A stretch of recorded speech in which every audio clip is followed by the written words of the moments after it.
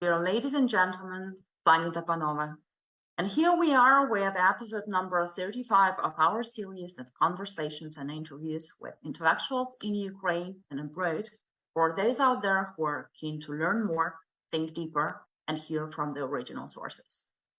І ми знову з вами з 35-м випуском нашої серії розмов та інтерв'ю з інтелектуалами в Україні та за кордоном для тих, хто хоче дізнатися більше, думати глибше та чути з перших джерел. This is a project of PEN Ukraine, whose team is continuing their work under the extremely difficult conditions of Russia's continuing war against Ukraine. The war that seems to become a kind of new normal, and we can't allow that. Це проєкт PEN Україна, вся команда якого продовжує свою роботу в надзвичайно складних умовах триваючої війни Росії проти України. Війни, що, видається, починає набувати статусу нової нормальності, та ми не можемо цього дозволити. The project is co-hosted by PEN International, which has continued to provide a platform for freedom of expression for those currently under highest risk. The project is implemented with the support of the US Embassy in Ukraine, and our traditional partners are PEN America, the Ukrainian Institute, the Ukrainian Institute London, Ukraine World, Local History, Harvard Ukrainian Research Institute, the Harman Institute at Columbia University. We broadcast today's event to all partners' Facebook pages. Співорганізатором проєкту є Міжнародний ПЕН, який продовжує надавати платформу для свободи вираження поглядів тим, хто перебуває у групі найвищого ризику. Нагадаю, що проєкт втілюється за підтримки Посольства США в Україні, і нашими традиційними партнерами є ПЕН Америка, Український інститут Лондона, Україна Світ, Локальна історія, Український науково-дослідний інститут Гарвардського університету та інститут Гаррімена при Колумбійському університеті. Ми транслюємо сьогоднішню подію на всі партнерські сторінки у Facebook. Захід відбуватиметься англійською мовою. My name is Olha Mukha, and I will introduce our today's guests. I'm delighted to introduce, first of all, Nataliya Gumenyuk, who is an award-winning Ukrainian journalist, author, and co-founder of the Ukrainian public television NGO Громадське. She specialized in international security and conflict reporting and regularly contributes to news outlets including The Guardian, The Site, and Washington Post. She's also the founder of the Public Interest Journalism Lab and its recent undertaking, the Recording Project Ukraine Testifies. This project aims to document testimonies of war crimes to achieve justice and to put an end to Russia's impunity on an international scale. You display your sound belief in defending democracy throughout your work, and you wrote in The Atlantic that this belief in freedom is found in all of Ukraine today, right?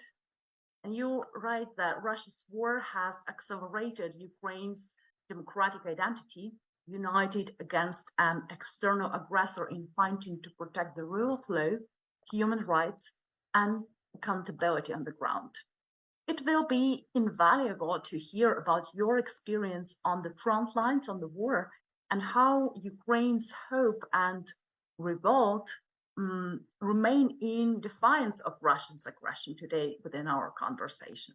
And we're pretty sure you have a lot what to say. I'm sorry we are limited within our 40-45 minutes. And Nataliya will be holding the dialogue today with Sławomir Sierakowski, who is a Polish journalist, political analyst, and sociologist who focuses on Polish and European politics and culture. Usually when we have guests from, I want to thank you for the great support we're receiving from your country. And meanwhile, he has been the director of the Institute of Advanced Studies in Warsaw, the president of the Stanisław Brzozowski Association, and the founder of Eastern Ukraine Krytyka Polityczna, movement of liberal intellectuals, artists, and activists. Also contributing to news outlets including Project Syndicate, the New York Times, and The Guardian. You recently wrote an article in Project Syndicate where you state that if Ukraine wants to exist as a democracy and in genuine security after its full liberation, Ukraine needs to make an ally of the Belarusian opposition to weaken Lukashenko's dictatorship. We had a big discussion with my friends about this article, I should say. And you said that recognizing Svetlana Tikhanovskaya government in exile would create greater security within the region in the future and dispel divisions that only benefits Russia's continued aggression. It will be definitely interesting to hear more from both of you on your perspective, including those topics of cooperation and the worst consequences on Ukraine society right now on those different levels, but probably let's start with our neighbors. Thank you so much for accepting our invitation. I'm passing the floor to you and preparing to brief fruitful discussion. Thank you, Sławomir. Thank you very much for the invitation and a very kind introduction with all the exaggerations you made. Just maybe one reservation. Like my main point in the article about Belarusian opposition and the Zelensky administration is that we are natural allies, like Poland and Ukraine, Poland and free Belarus or free Belarus and Ukraine. So no tensions here are needed, except for Kremlin, of course. And there is some misunderstandings, at least from abroad. Maybe there are some explanations that we don't get abroad. But I can't, like when my friends ask me why Tikhanovskaya was never invited to Kiev, I you know, as a big friend of Ukraine, I have no answer. I don't know what to say. And also I'll give Slavik will talk about that. Okay, yeah, of course, yes. I definitely think there is this a bit ambiguity we'd like to raise I know. on So that as well. But at least it should be somehow cleared or explained, because believe me, people outside, when they are sympathizing with both the Belarusian opposition and what happened, and they respect and they are really enthusiastic about what happened in 2020 in Belarus, and now they are supporting Ukraine, I mean, the natural thinking is that we should be all allied. And and when I see the Twitter of Mikhailo Podolyak, who is criticizing the idea of Nobel Prize to Ales Bielatsky, who is such a brave man, and you know, he sits in prison, expecting from him that he will, you know, organize protests and stop Lukashenko from prison, or the same accusation to Memorial. Like in Poland, at least, we don't get it. We don't understand what is going on. But of course, like, I'm open. I'm sure that there are things I that think I just like if you really want to start from that, yes, let's do that.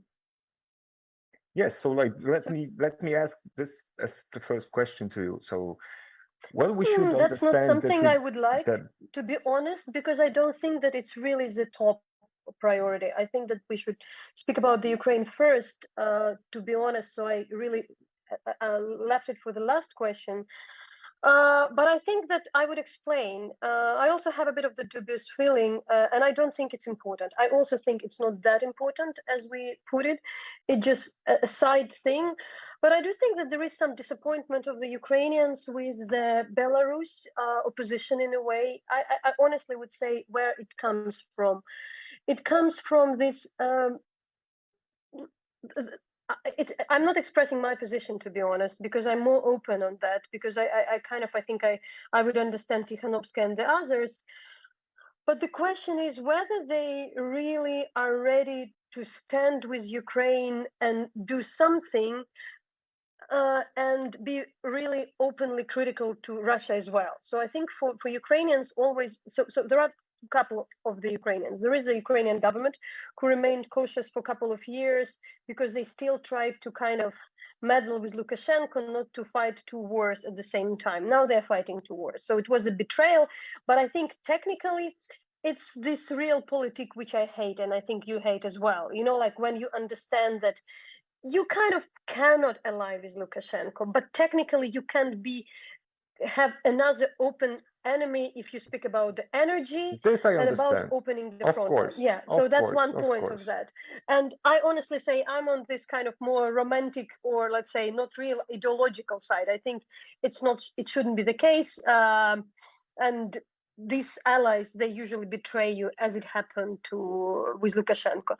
I think that there was always a question that Svetlana Tikhanovskaya never really honestly denounce Russia and try to kind of play this thing in a way that we are for free Belarus, but we don't want to spoil our relations absolutely, with more or less the same thinking that Belarus also understand that they don't want to have Russia, another enemy, that the Russia is, I think at some point the Belarusian opposition wanted to show, Belarus opposition wanted to show that, we don't want to have the second front. We don't want to have some absolute backing with Russia, because if we really honestly go against Russia as well, it's beyond our powers.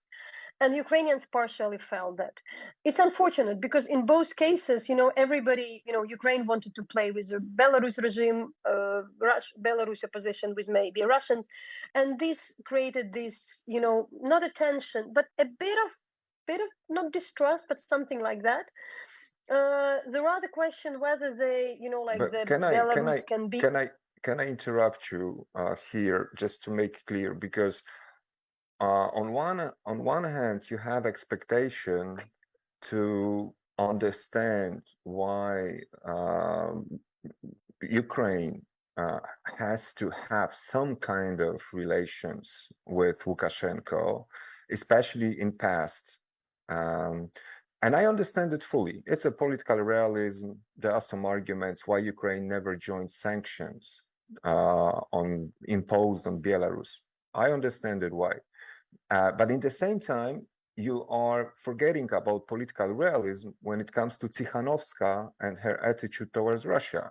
I mean, No, but I'm explaining. It's not my sentiment, but I feel it that it's everywhere. I'm passing this sentiment that people think that Tikhanovska was not always pro-Ukrainian and was cautious always to really be openly pro-Ukrainian unless the West fully supported Ukraine.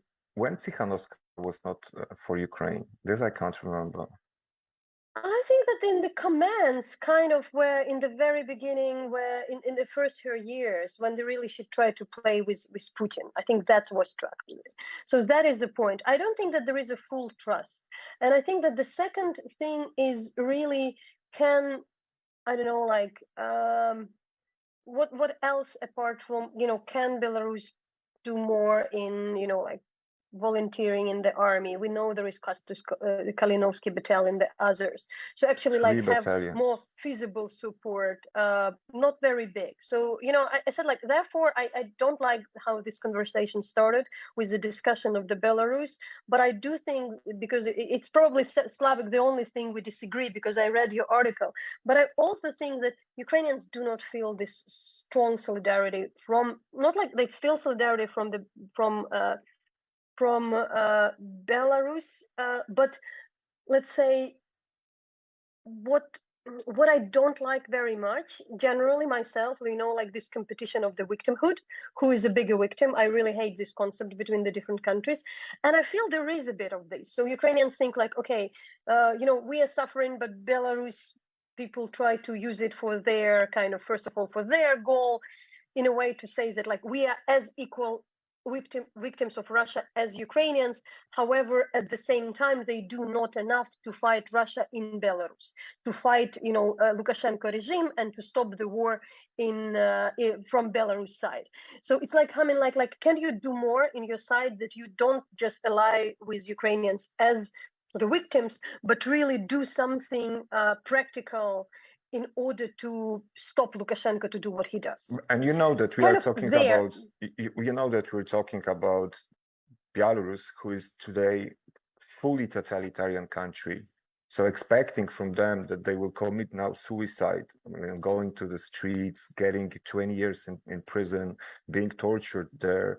I mean, and they had never similar conditions to protest or to fight for independence as Ukrainians on Maidan. You always had pluralism in your parliament. You always have Western Ukraine fully Slavik, why you supportive. talk to me as if I'm Ukrainian ambassador I'm or saying, the statesman? no, But no, no, because I generally disagree with. No, I actually agree with you. My position is on that side. I don't expect neither Belarus nor Russians really riot on the street at this moment. I'm actually from the faction of the people that who understands why they can't. Because honestly, we also didn't protest the last 8 years. We didn't go to Crimea to protest and be detained. Like in a way in these conditions. Okay, let's So I switch fully understand that. let's switch to another topics. I'm just But I'm just generally to say that I read your article and I actually was really thinking that that's exactly where we, not like we disagree, we maybe personally agree, but I think that I just reading for quite a lot of Ukrainians and really understand that they don't fully trust. They don't fully trust there is some kind of distrust. I don't know, a bit. I think that they expect more. no, like That's maybe wishful thinking, but that's where coming it from. my fear is that if the Belarusian army invade Ukraine, we really need opposition to send a message to Belarusian soldiers: give up, don't fight with Ukrainians. And I know that they are ready to do it. So unity against Russia is the only way we can save our independence in Poland, in Ukraine, in Belarus. This is my motivation, only this, and nothing else. Believe me, I have no other interest. I'm not Belarusian. I'm not Belarusian opposition or Lukashenko friend. You know that I was there during protests supporting Belarusians. I'm supporting Ukrainians now. So I would like all us to be, like all enemies of Moscow, to be friends. But let's switch to Ukraine. Listen, I'm thinking now, because we are trying to support Ukraine in many ways, sending weapons, sending some humanitarian aid, sometimes money and everything. And I know that these needs are changing, especially now when Russia attacks the critical infrastructure. What are your basic needs today? If I would like to pose, you should collect money now for, and what would be your suggestion? What would be your recommendation? So it's always both strategic and non-strategic. From non-strategic on the human level, of course, everything what Ukrainians understand now are the like the generators, power generators, because people are really coming to winter, and I do think that they're out of stock. I think they would be very soon in Europe out of stock, because we had yesterday huge part of Kiev without any energy at all. There are hopes that it would be rebuilt and renewed, but because the Ukrainians are adjusting to the reality. But we're speaking about a lot of towns. So the first, we're speaking not just about like these heaters, which bring which makes your houses warm, but really the type of generators which makes it, I don't know, charge something so your computer works, your cattle works, or things like that. It should be more or less en masse, brought en masse. But what I also understand strategically, it's quite a difficult task to destroy the power station as such. But it's possible to, what they're destroying is this transmission station from where the electricity is distributed. And what I understand, that there is some special equipment which is able to duplicate this transmission. So for instance, the place where electricity goes to a different town. So for instance, there is a power station, but then there is a transmission station which sends the electricity to a different like other smaller bypasses, towns. kind of a bypass. And yes, and they are, I know that some of them, probably also Ukrainian allies, are bringing, because it's quite an expensive but more systematic. It's not something I would have as a private citizen, but that the state or the local authority or the electricity, like those people who are running the thing might have, so they would still be able to redistribute the energy. And that would be absolutely critical. All the other things, what I understand, of course, the winter clothes for the army, they're in high demands. They are there, but it always could be more, just because of the amount of the people serving. That would be probably the first things. We also think that I know people started to buy Starlings because also because of the electricity, there are the issues with the connection. And still, I do think that for winter, there was this call for Ukrainians, if they possibly, spend some time away till spring, it's also would be good. So what I understand that a lot of Ukrainians in summer left home, like they left home, those who were in Poland, a lot of stayed, but a lot of went home. And of course, to leave for the second time, it's already a well thought decision. You need to reconsider. And I do think that the hosting people for really for very clear period of time, more or less till March, when the cold would be over, that's also something which temporary would be good, because these particular airstrikes which we experience now they're very, very tricky, especially because they are in the cities, including in the cities people who are not used to. It's not just Kiev. So these things are So mainly critical. what you suggest is a kind of a call to the governments to have to keep an eye on refugees, especially in this winter time. Yes, because I see and I observe it that, for example, financial help was stopped, and I understand that it should be somehow relaunched during winter so people can stay away from Ukraine when there are blackouts and everything, or even some new commerce will come. I think it's very important. I'm trying to be pragmatic here. I'm trying to be concrete, because there are some things that should be solved now. I understand the theoretical discussions about Ukraine today are not the best, the priority. Some practical issues are the priority here. And Slavik, in this regard, I'll probably pass not on the situation in Ukraine, because we have these talks about the war and conversation. Something to ask, and first of all, as Olha in the beginning expressed the gratitude, I think I'm as a citizen absolutely grateful to Poland and to everything the Poles do to Ukraine and the other countries as well, and you personally. But my question is, as a journalist, recently I've been talking to some of the European journalists. And, I know from where you're coming from your school of thoughts. We know each other for some time. And you not just a journalist, but intellectuals, but you were behind this this campaign for collecting funds for Bayraktar, which is incredible. But my question would be, how would you explain yourself, and how do you explain the others? Why today this is a war where the journalists actually may do this? Because generally it's considered that the journalists, especially Western journalists, European journalists, they do not fundraise for the weapon. So how you explain the whole thing, especially in this kind of intellectual circles and the circles of the media? I don't care at all whether it's a part of a mission of journalists or not.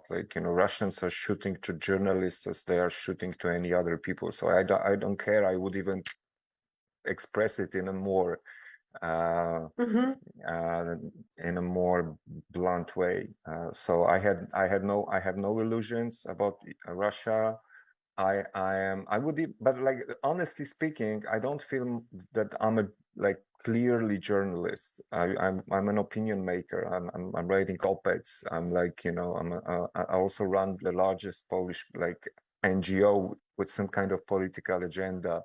So I'm an activist, and also I was never interested in a clear, pure journalistic mission, working for finding news, working for newspapers, inside newspapers.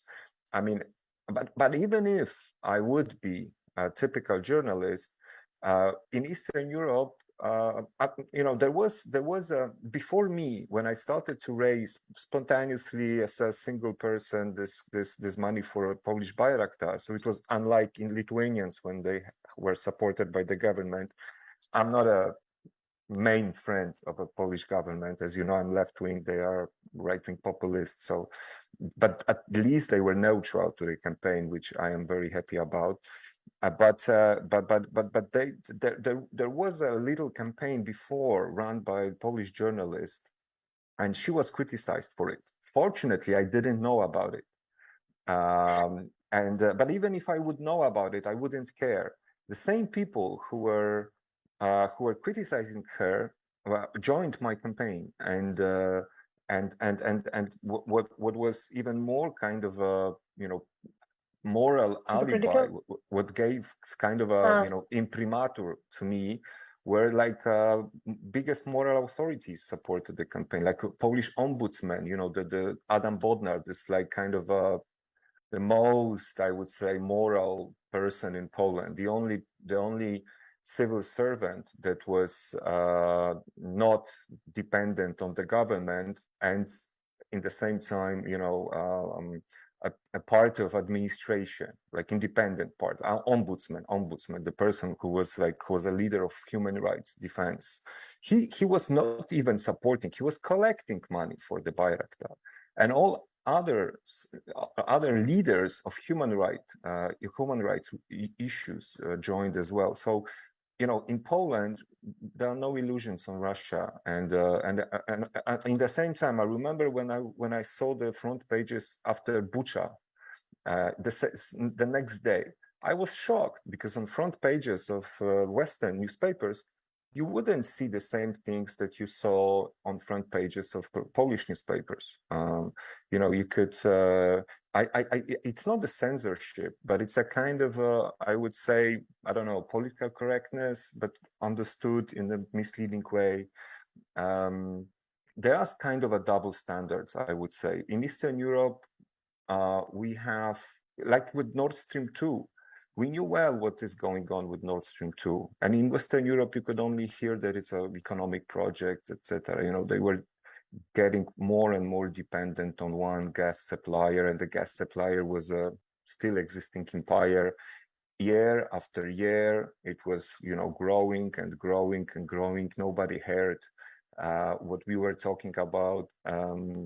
And of course, now they are very much surprised, which is a little bit annoying to us, because we have to now deal with the problems that we did not organize, and we were fully aware, and we were messaging them, bombarding them with the warnings. And now we have to deal with this. And in the same time, we are collecting money for Ukraine, and Germans, others are paying billions of euros for Russian gas, which goes then to Russian army, which makes it like, your hands are down, like you're thinking like, come on, like I raised 6 million euros for Bayraktar, which is a drop in the ocean of money that goes to Russia still. And it wouldn't be this way if 10 years ago, 15 years ago, anybody wouldn't, bullshit that it's an economic project and say that it's a political project. I mean, it was Putin, the same guy who did the war in Chechnya, the same guy who did Aleppo,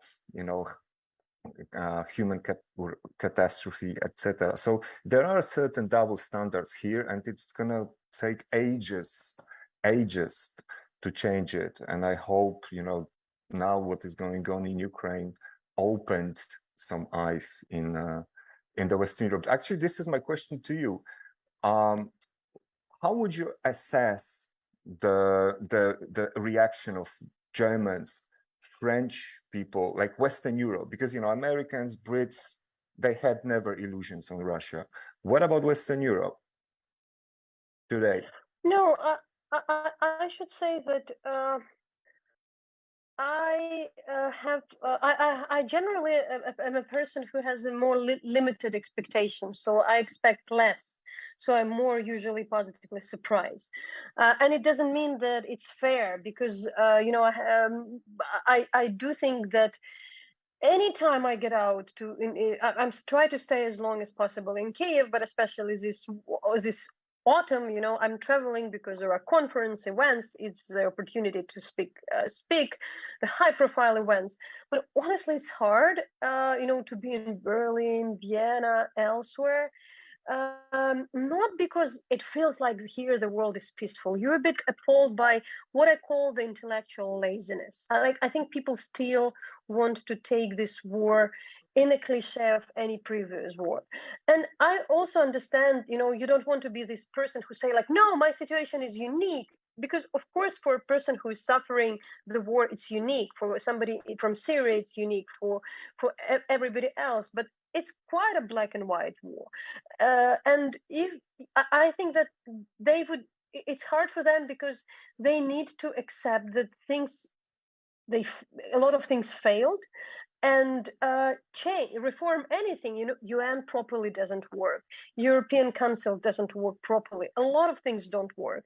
And if you accept that all these kind of institutions you spend so much money are just for nothing, they're unable to really stop the war, to protect Europe, you need to really change the way you live. And it's too hard. So I think still the Germany, France, they are very much in their comfort zone. Also think that there is a problem with the big countries looking at they still care about empires. I mean, I think that there is something in that still. I understand that both UK and the US are also empires, but I do think that for Germany and for France, it's naturally to deal first with Russia. Like they still treat Ukraine as as a smaller country who maybe. But let me explain it in another way. What I feel now, if to be really open, as if Ukraine is asked to be this sacred, like to make the sacrifice for the stability of the world. That's what I feel now. Like, can you sacrifice yourself in order there won't be nuclear war? You're a small country, but don't you want that we all survive? Maybe you can, agree on something. That's a bit of the feeling I have. And I think we are now in a position to say, like, sorry, we appreciate help, but we don't care. We want to leave.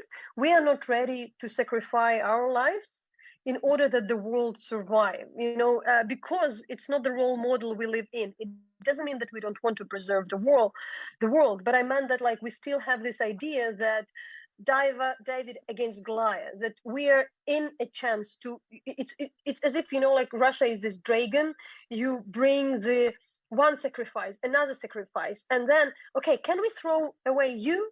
And then it's over. Maybe this dragon would be, satisfied. And we say, like, is it the only way? Are you really? It's the only way? Why you always, for last decades, since Putin is in power, since there is a dictatorship growth in Syria, everywhere, people agreed on this idea that we are okay, we would bribe, we would corrupt, we would bribe out our way, and maybe it would be okay. And the Ukrainians are a bit of the disruptors in this way. They are not the only one who think that it shouldn't be the only way, because if we agree on this way of running the world, then we the things are really wrong. So I see that I'm also, like, as you said, like, I don't care about these rules or journalism or something. By the way, I have my explanation why it's legit. But I also think I started to think a bit about the war. It's in more, kind of literature, not literature way, in kind of not a way that it cannot be just rational. It cannot be just this newsworthy analysis. There is something bigger going on. So all these metaphors from the, legends, fairy tales, previous wars, they are real. They feel so real. And I do think that's how we feel. That's how we feel with the Germans and French, as if we are asked to sacrifice ourselves for the sake of something, and we do rebel, and they don't know how to behave with that, because usually, the others were maybe the smaller or didn't have this maybe scale. The one that were small and not to agree on this.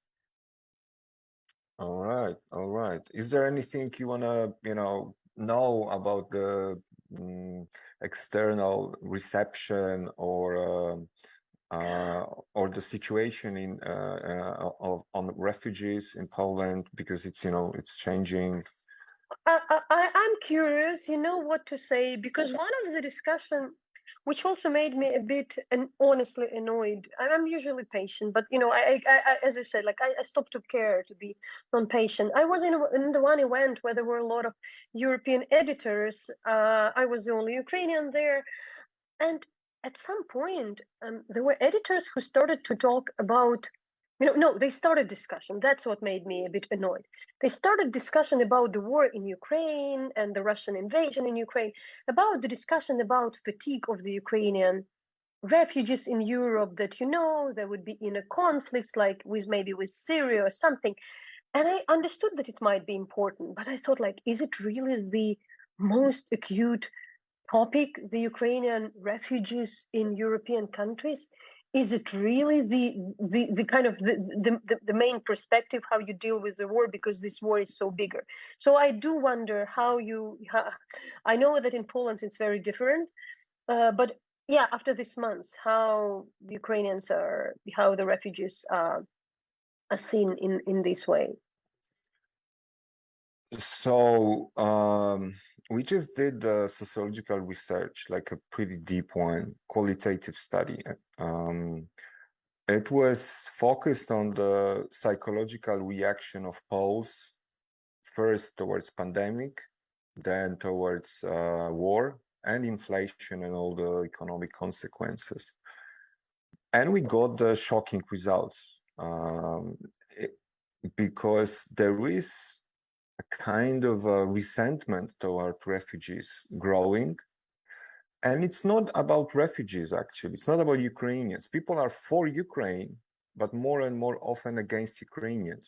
And it's not about the, Ukrainians, themselves, Ukrainian identity or something. It's about the way how Poles deal with their own problems. Before, they were explaining their own economic problems, blaming other Poles. And, it's a question of distrust to institutions. In Eastern Europe, the trust to institutions, like to the institution of state, to the institutions of whatever, healthcare system and others, like public services, or the trust among people to one another, is very low. 72% of Poles distrust their own family.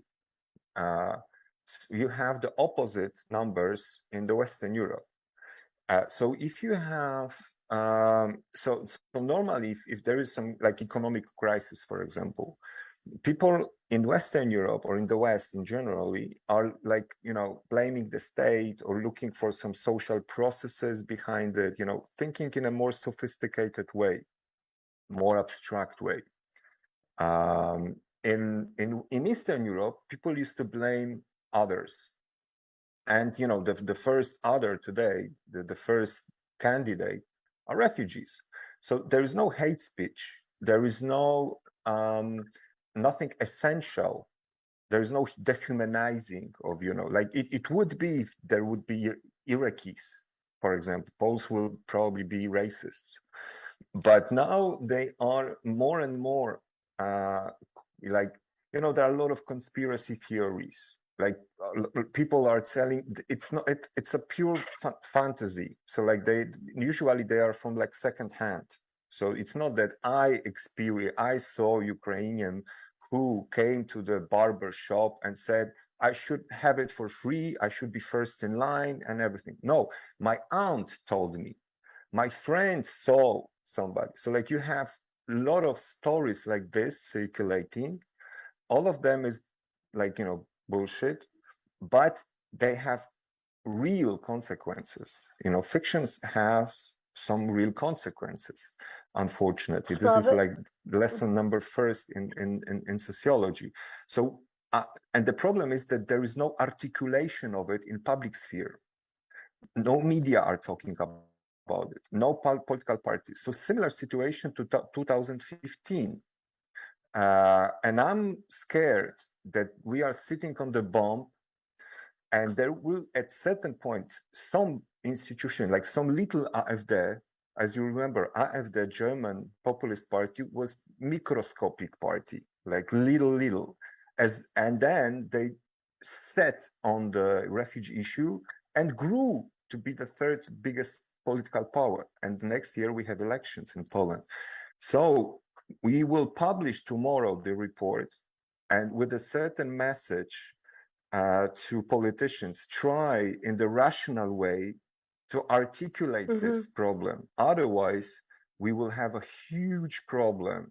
So when I'm hearing Ukrainians thanking us, first of all, I feel confused because we should thank you. You are fighting for our security. So when I hear thank you all the time, it's like, you know, I feel like my conscience is like, you know, shocked, I would say. But now there will be another issue, and there's another issue, is this resentment that is growing. So I'm telling you the pure Slavik, it's of course inevitable, because I remember, it's not about Ukraine. I remember I was in Irbid, which is a town just close, the closest Jordanian town to Syria. And I was there, I think, 2012, the first year of the so-called Arab Spring.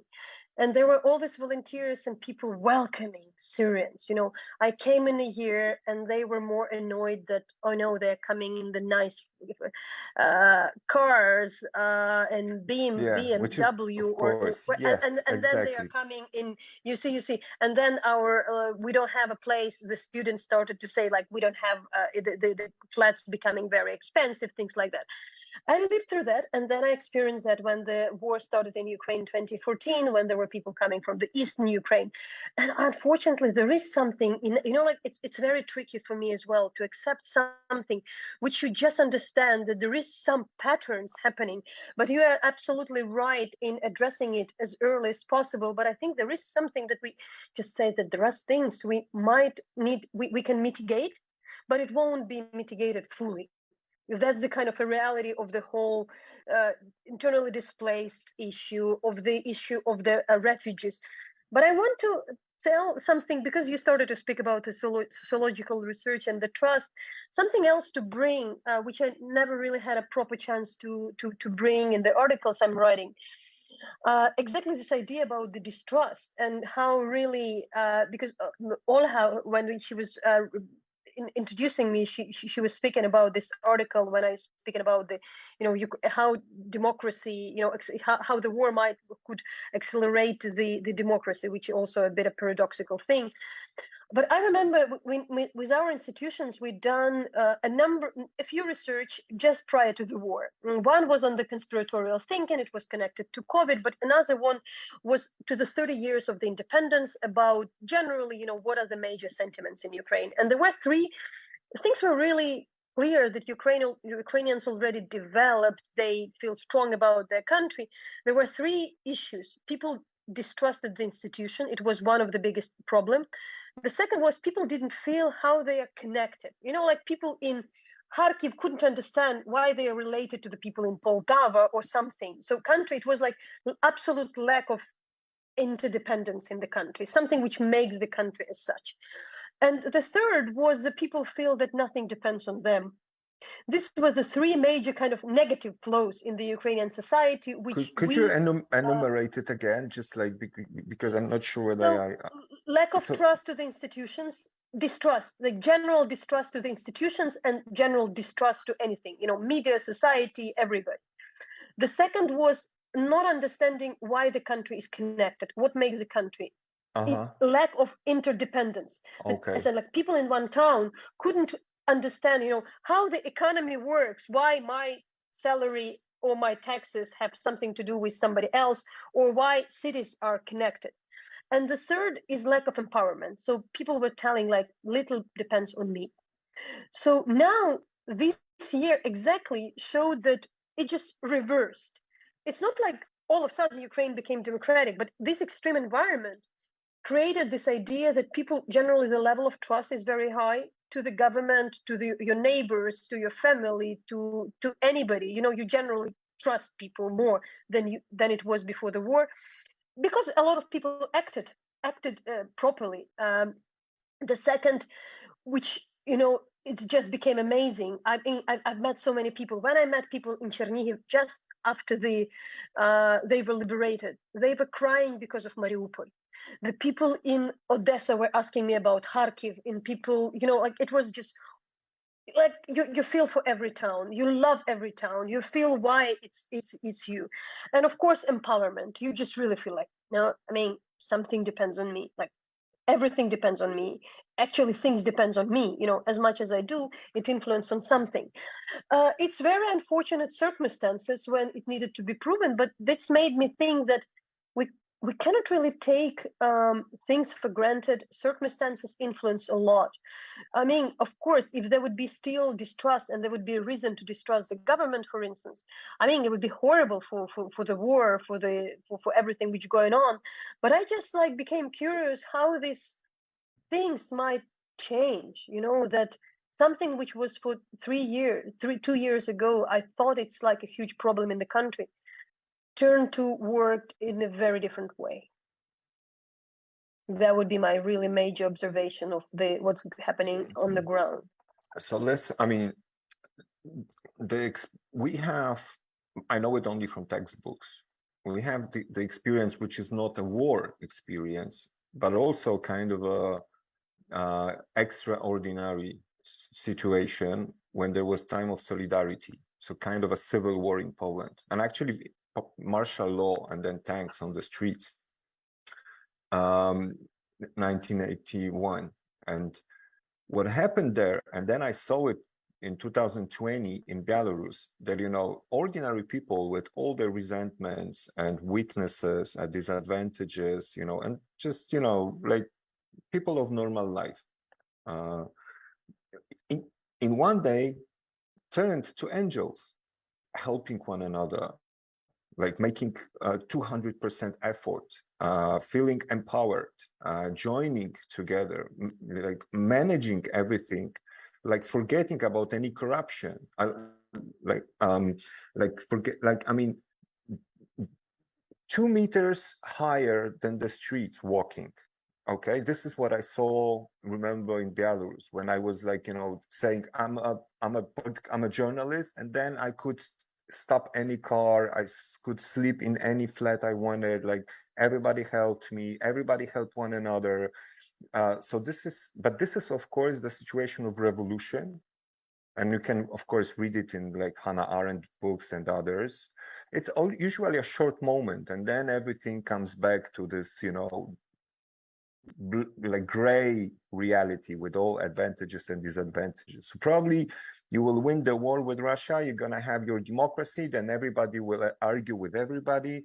Half of your country will, you know, treat Zelensky as the enemy, like half of my country is treating Wałęsa as the enemy, you know, Wałęsa, who was the leader, you know, Nobel Prize taker, and the guy who really, like, I mean, was unbreakable. And then, you know, I mean, people on younger than us don't remember that, but like he was kind of a Polish Nelson Mandela, all right, or like Václav Havel. Václav Havel would never win elections in Czech Republic, never. He was a president only because parliament was electing the president, but he would never be elected. You know, Václav Havel was like a pure goodness, all right. So this is what happens to, especially to Eastern European society. So like, I understand that, but my question to you, actually, somebody asked me this question today. Somebody it was a little bit patronizing question, so I immediately criticized it. But somebody said from America, like, we are collecting money, but we are a little bit afraid that once we send it, a part of it will be fraud, like, you know, corrupted. What's the level of corruption today in Ukraine? Look, I can just trust to my friends and colleagues who are doing anti-corruption activists, you know. So, you know, like, it's not like but I'm keeping an eye. I know that kid like that, if anybody steals from the army, you know, it's like the most biggest sin. That's what I you thought. can do. That's what this It's was just my like answer. it's a sin. It's sinful. I understand there might be some misconduct. Let's put me like that. What I understand, there are some still investigation going on. I talked to a friend who worked for the National Anti-Corruption, not Bureau, but National Anti-Corruption Committee. It's kind of somebody who oversees the assets. And when they were monitoring the thing, for instance, if we speak about a humanitarian aid, they saw that the major flaw is not really like somebody stealing it or something, but the problem was like sometimes it's get to two places, or like it's doubled or something like that, or poorly coordinated. That's where the problems. But I should say that we would know. I think that if something big happening, we would know. People are not afraid to speak about that. There is no taboo on speaking on the corruption. If it would be seen, that would be very loud.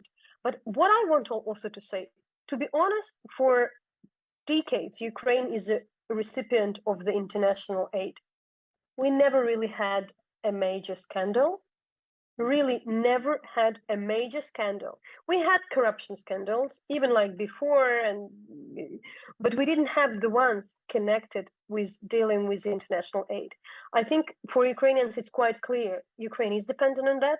Some things are sacred in a way that it would, like damage everybody so hard that there are things you just don't go for that. Good. I mean, this is what I would expect. It's like a treason, today. So yeah, look, there might be some, like somebody would get some car somewhere. There would be some things, but like honestly, if you really think about everything, it could be minor. You can clarify what really happened, why this person got this and not that, why this person, because it's always questionable who should get it first. Maybe it was just a miscalculation. Maybe somebody was just in Poland, everybody knows it, everybody assumes it. It's clear. But when you are like from Australia or somewhere, and like one of the connotations to Ukraine is like like connotation to Poland is that we are extremely conservative, anti like pro-lifers, crazy Catholics, so like negative connotation to Ukraine was usually corruption or oligarchs, so those guys who don't understand that the war is an exceptional state and there's no place for things like corruption. People change.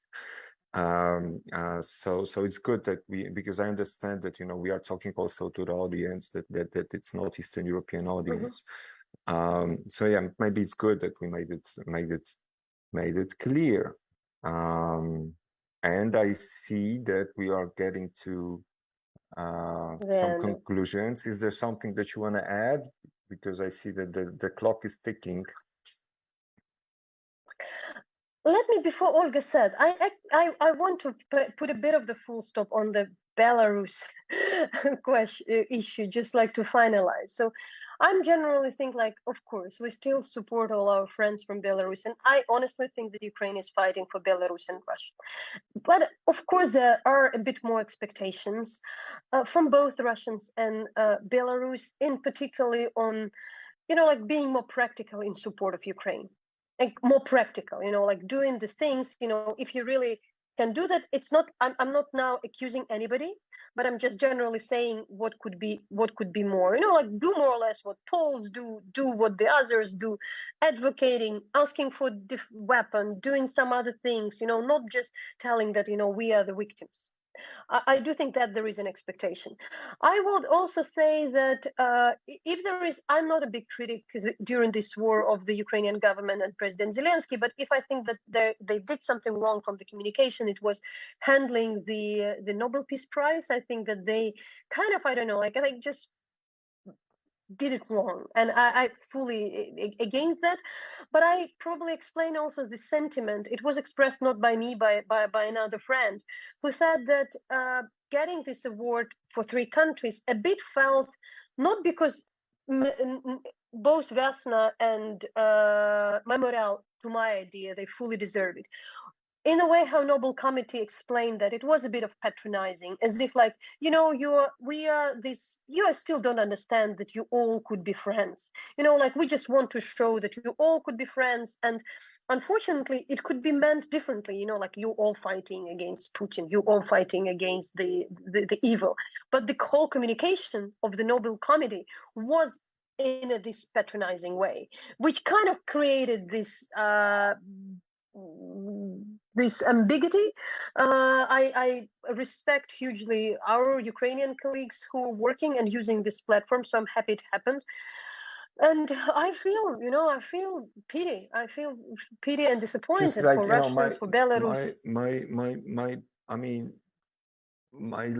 let's say, I mean, shy recommendation would be that always remember that people from abroad don't get such nuances, and when they know that Tsikhanouska is a good guy and Zelensky is a good guy, and and they see that we are like arguing, criticizing, it doesn't work. I mean, it may have some arguments behind, but it doesn't help us abroad in Western Europe. And clearly get plus there was always a problem when I was fighting with this in like both patronizing Ukrainians, and I mean what happened looked like Ukrainians are patronizing Belarusians, expecting from them more, like forgetting about the conditions that they are dealing with, etc.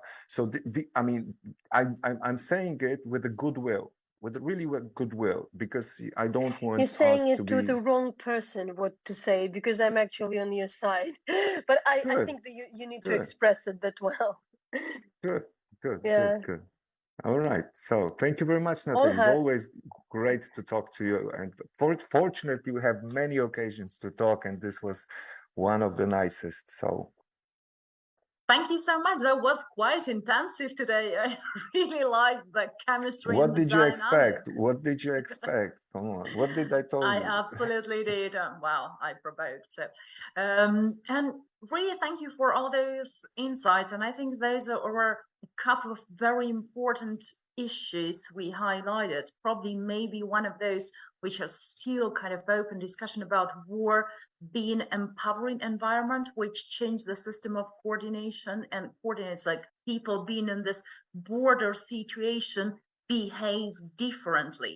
Next episode, we will have an expert on behavioral psychology. So I'll definitely ask him the question how he can analyze that. But today we had a lot of insights, like competition between victimhood, another very important issue about this, how cultural background can change the perspective. It's not only on Belarus in question, but about those nuances you just mentioned, Sławomir, right?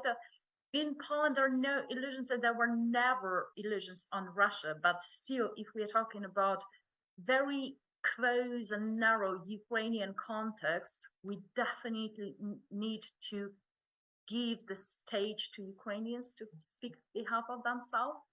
This is the only probably way how we can avoid those cultural cliches we all have on each side, right? But this is how the dialogue from inside and outside can change the whole thing. And Nataliya, for highlighting those basic needs and strategic and non-strategic needs of Ukrainians. We had a comment that, oh, really, like with the thought that we can only help with a weapon, but based on the access on, essential goods and needs as an electricity.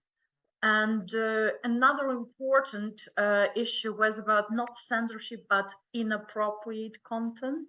There's double standards, which makes really a lot of discussions not possible proper way. Exactly. I think or reactions that we really need. I mean, you cannot like somehow shelter people from the knowledge that it's harsh, and it is. And that was a really important thing about Ukraine as a kind of eyes-opening trigger. Mm-hmm. And so. Trust as a universal common currency of war times. I think Absolutely. This is probably one of the most important outcome I got personally from today's conversation, that this incredible closeness and empowerment Ukraine living out right now, and it all based on trust. And when our viewers asking yourself as an intellectual, like, what can I do today? I should quote our guest: step out of your comfort zone, get over the intellectual laziness, cultural cliche, and ask yourself, how far can you sacrifice yourself? And collect Even in money, terms of- collect money for the energy, like suppliers. I forgot the name, but you know, I mean, something that can substitute the electricity and everything. So you have, we have some aims to do. There is some homework to be done. Yeah, there are a lot Generators, of generators, energy generators. This is what this is the time most we needed. are about that. Yeah, and this is what our dialogues are about. Wider perspective and not taking things for granted, like electricity. And this all would not be possible without the support of our partners. The US Embassy in Ukraine, Pan America, the Ukrainian Institute, the Ukrainian Institute London, Ukraine World, Vocal History, Harvard Ukrainian Research Institute, the Harman Institute at Columbia University. And gratitude, of course, goes to PAN Ukraine, which continues to stand on the front line in the name of freedom and truth. PAN International is proud to be a platform and supports freedom of expression. We not necessarily agree with each word said, but this is how freedom of expression works.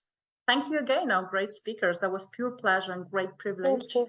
Thank you, Olga. Thank you for the invitation. I Come next really week. hope that to read more and more in your further articles about all those states you just started express today. Will do. Will do. Thank you. And I believe you. that is to say Okay. deep. And welcome to our next episode, November 29, same time, same place. We will host Dan Ariely, Israeli-American professor and author.